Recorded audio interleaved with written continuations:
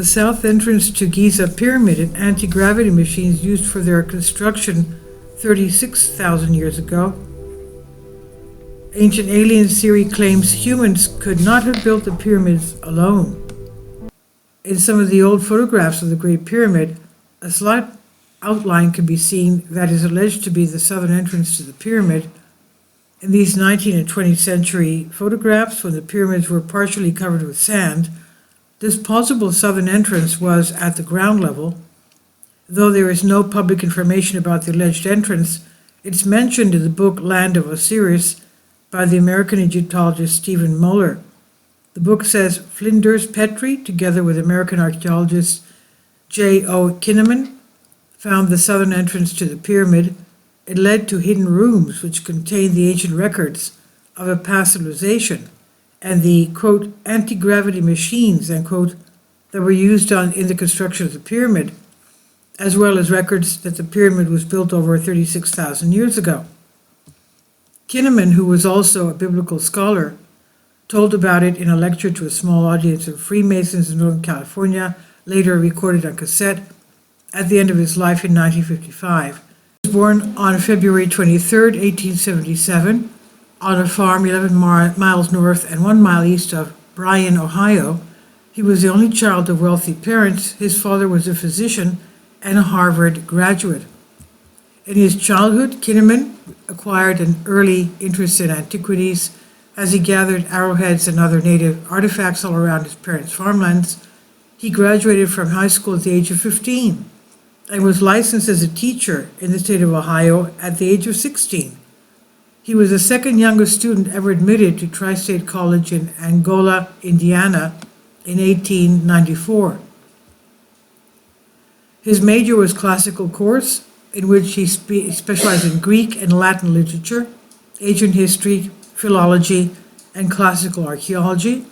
In 1900, Kinnaman entered the University of Chicago in order to pursue graduate work in Greek and classical archaeology. While at the University of Chicago, he also studied medicine for 3 years, but never completed the MD degree.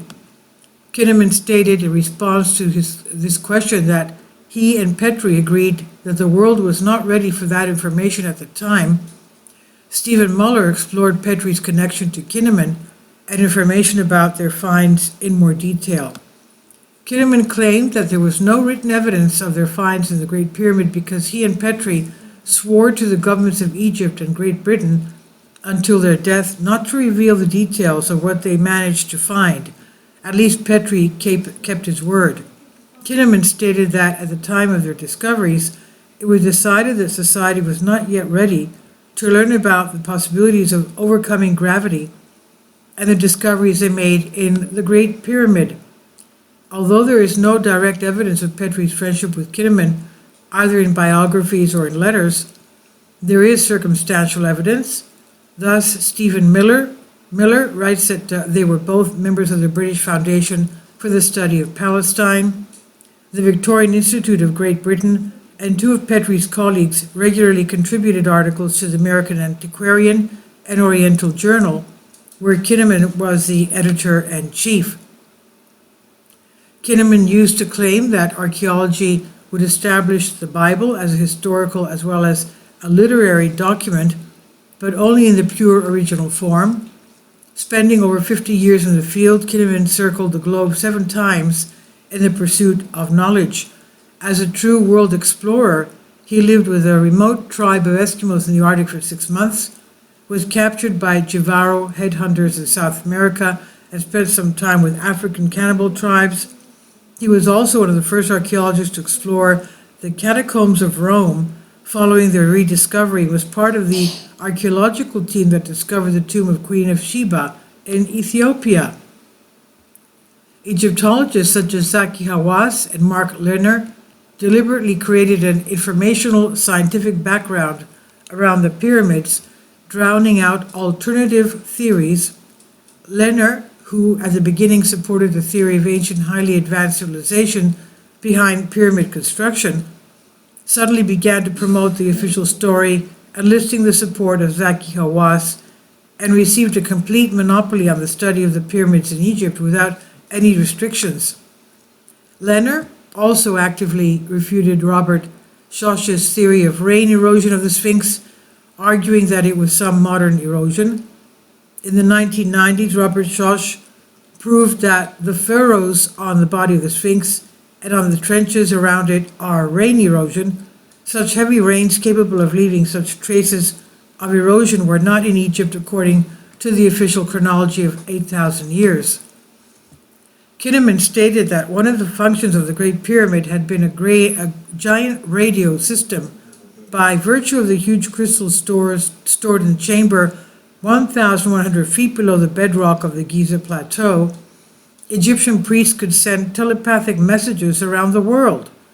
According to Dr. Albert J. MacDonald, president and executive director of the foundation, one of the places Kinnaman said these messages were sent was the Grand Canyon. Kinnaman may have known about the find of the Grand Canyon in 1909 and even knew Professor S.A. Jordan, but we have no documentation of it. If someone pays attention to his lectures, then it is certain that Kinnaman did not fabricate the discovery of an entrance on the south face, nor of the rooms with ancient records or the prehistoric antiquity of the Great Pyramid. Kinnaman said he believed the world would be ready for that information someday, and that it would be soon after his death.